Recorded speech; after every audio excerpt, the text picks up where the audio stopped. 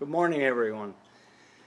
I'd like to start off by thanking our Commonwealth Attorney Howard Gwynn, who joins us, along with Valerie Muth from his office. They are strong partners in our ongoing efforts to keep Newport News safe. We couldn't do that without them, and I always appreciate seeing them here in support of us.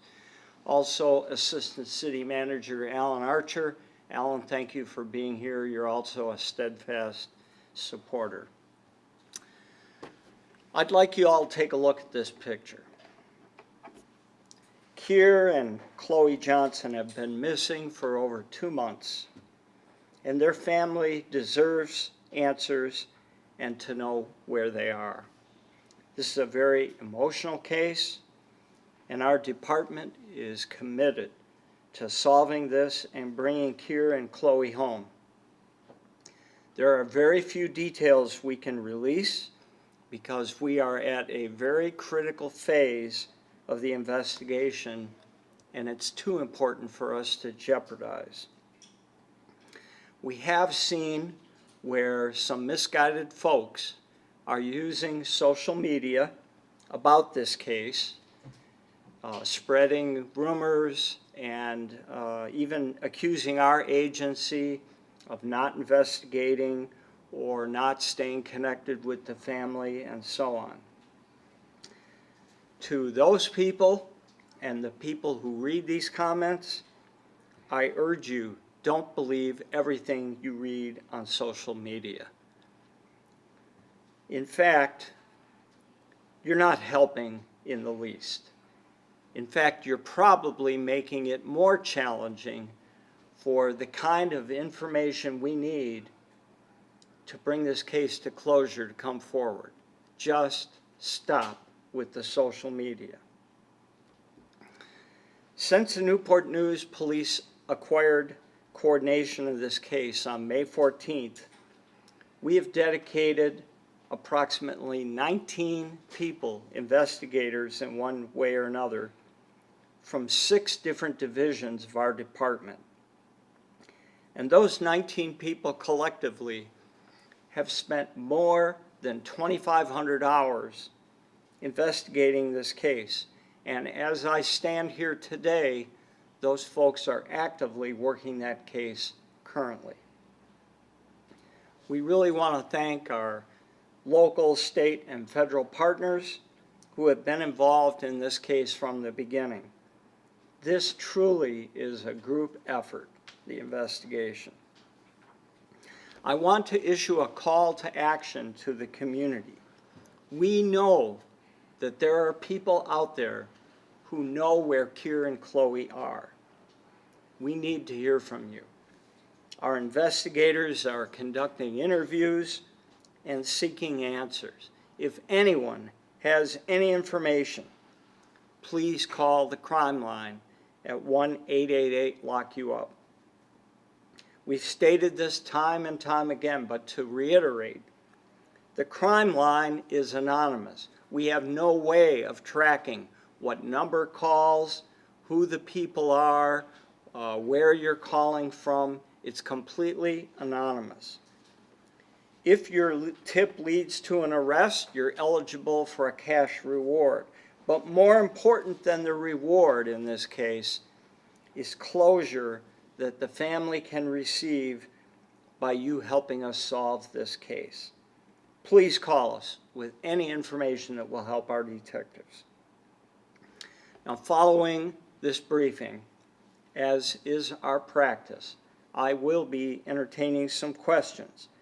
And while we know that our friends in the media have questions about this case, we hope you understand that I will not be answering any questions regarding this case due to the sensitive stage we are at in the investigation. It is not worth jeopardizing closure on this case to try and be responsive on an area where we shouldn't go. And I'll repeat it in even more blunt terms. Don't ask me questions about this case because I won't answer them. And if there are repeated questions, then we're done with the briefing. We'll entertain as many questions as we can about other matters. We cannot talk about this case any further. Thank you for your understanding. I'd like to give an update on the Violent Crimes Reduction Task Force.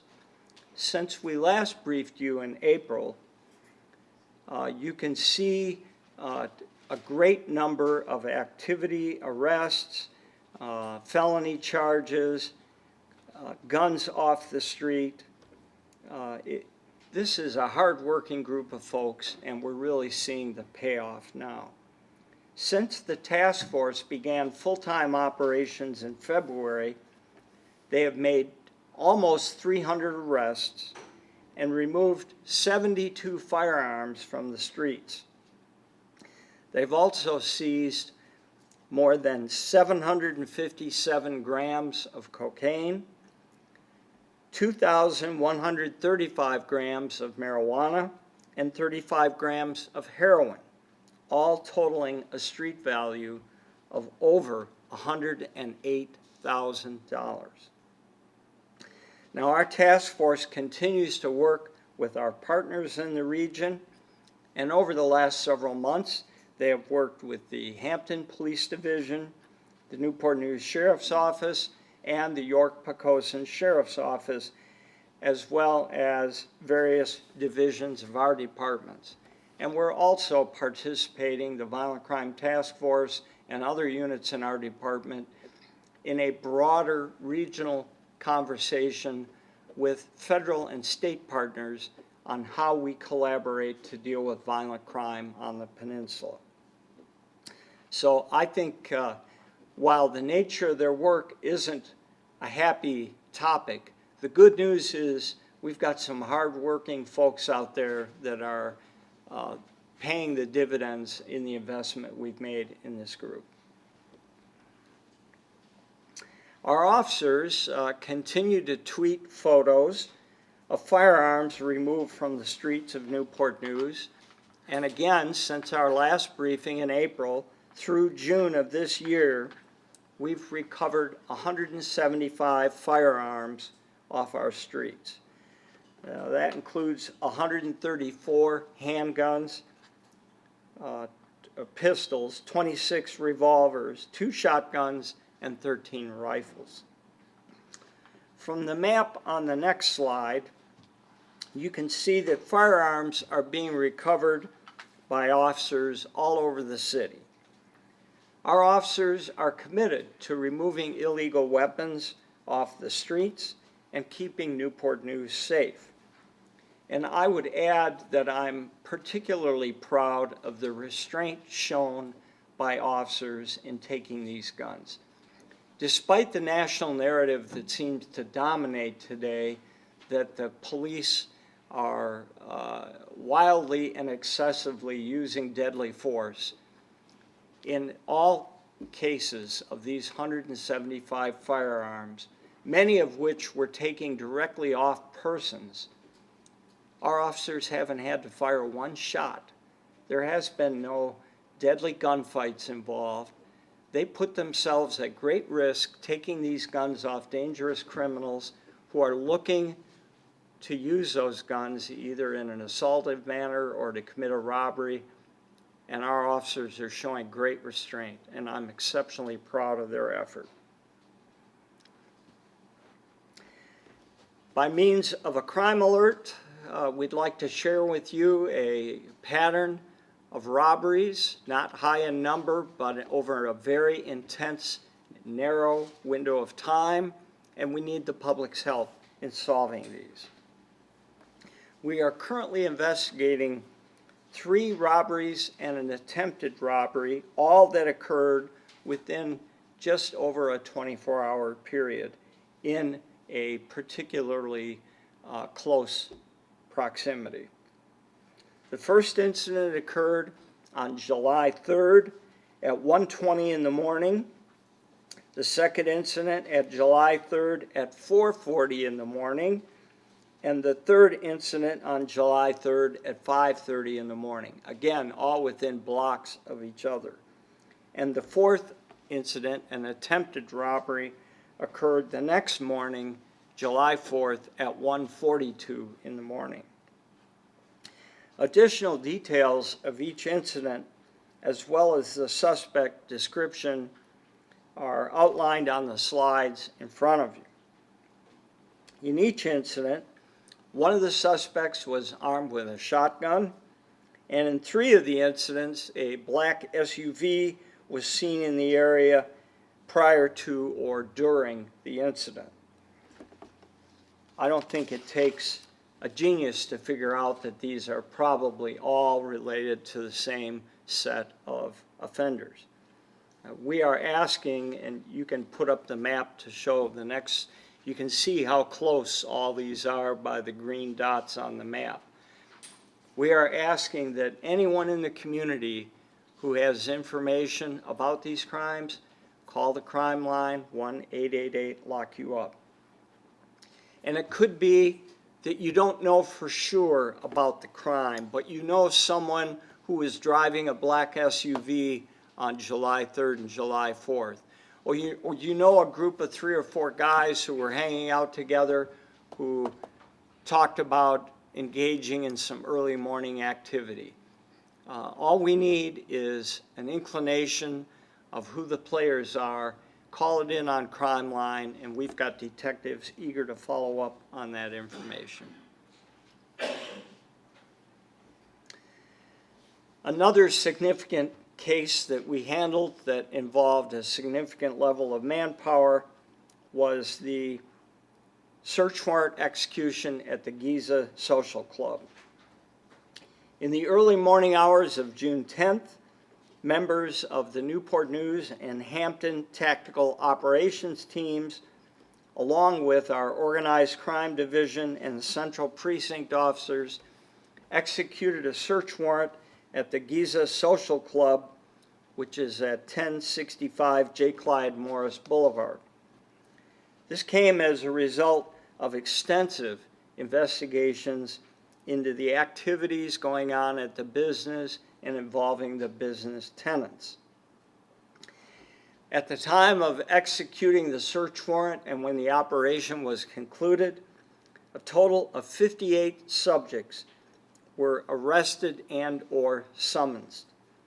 And seizures included cocaine, marijuana, and several firearms. A large police presence was required because of the activity that was observed during the surveillance before execution of the search warrant, and we knew the number of subjects that were going to have to be detained was high. Upon clearing the business and completing the search warrant, the Fire Marshal's Office and the Virginia ABC Liquor Control Police and the city's Codes and Compliance all entered the building and observed many violations, resulting in condemning of the business. So we feel good that this business is out of business based on the number of violations that were ongoing. The investigation is continuing at this time. It could even result in additional charges. Throughout much of the early and mid part of 2017, the entire Hampton Roads region was plagued with a series of cellular phone store burglaries, over 30 of them.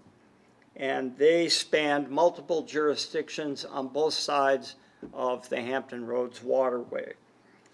On May 31st, based on the surveillance by our Central Precinct detectives, their hard work and determination paid off when we were able to intervene and arrest 2 adults and 4 juveniles who had, we believe, been responsible for the bulk of these crimes.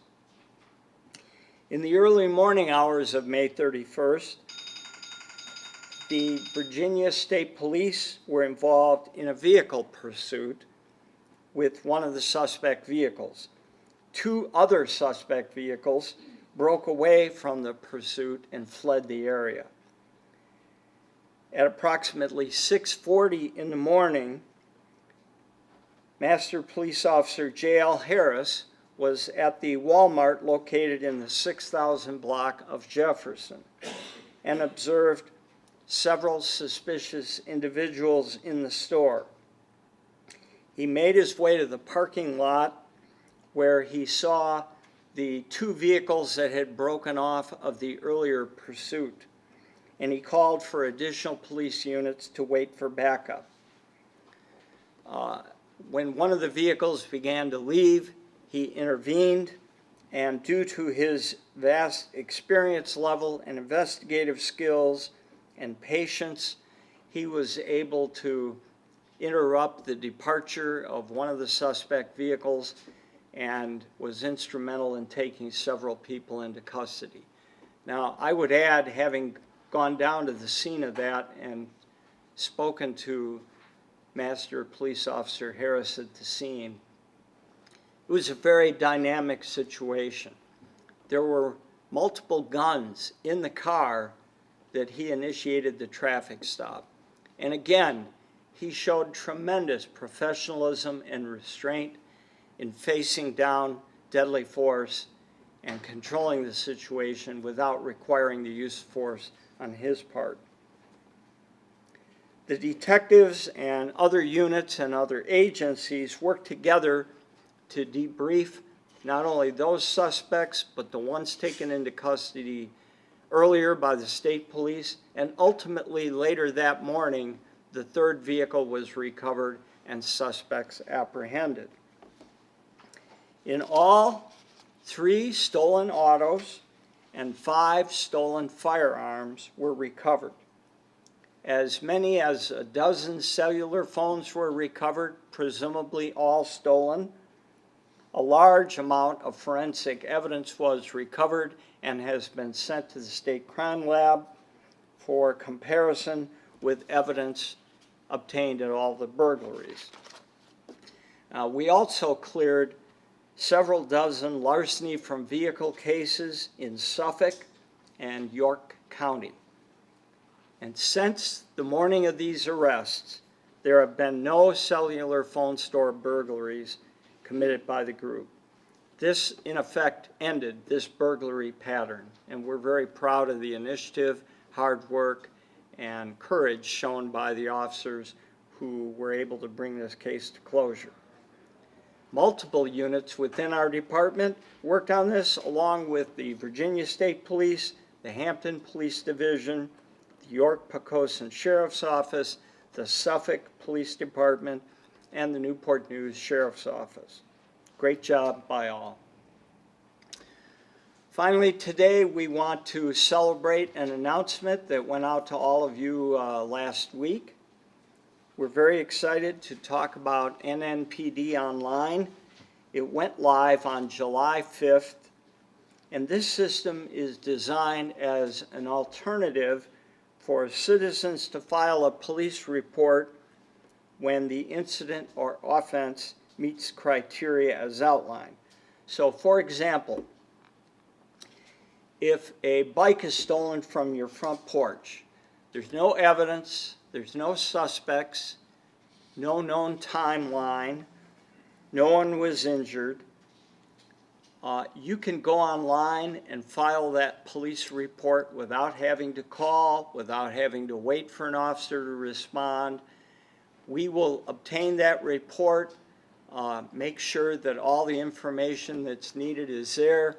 It gets filed and processed through our regular report process, and you can then contact your insurance company if that's what you choose to do. It's an alternative from the other options we provide, which could be having an officer respond or filing a police report via telephone.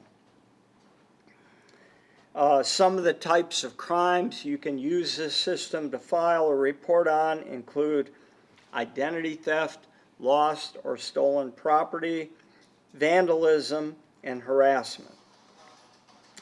Once the system has been utilized for a while and we get a better read on how it's going, we will take a look at the utilization and can expand potentially the number of cases it will work on. We think it's a great benefit and a good example of customer service for our citizens, but we also want to make sure if it's important for you to have a police officer to respond, we will send an officer. The difference is, if it's not an emergency, you may have to wait to get an officer there. We prioritize our calls and send our officers to urgent emergency calls first. If you don't care to wait, you can always go online and use NPD Online and file the report. Now, I think it's important we point out that NPD Online is not the same thing as Crimeline. This is not a tip line. It's not a way to report suspicious activity or crimes that are in progress. It's for filing a police report after the fact when you've been the victim of a crime. Now, again, there are a handful of people out there in social media land who are complaining that this system is just a way to turn neighbor against neighbor and generate tips, and they couldn't be more far from the truth. They are either misinformed that this system is truly a police reporting system when you're the victim, or they're folks who enjoy seeing crime go unreported and subsequently crime will go up. However, it's the position of the Newport News Police that we're going to continually look for new tools and new ways to stay better connected with our residents so that together we can keep Newport News safe. Thank you all for coming. We appreciate your interest and your patience.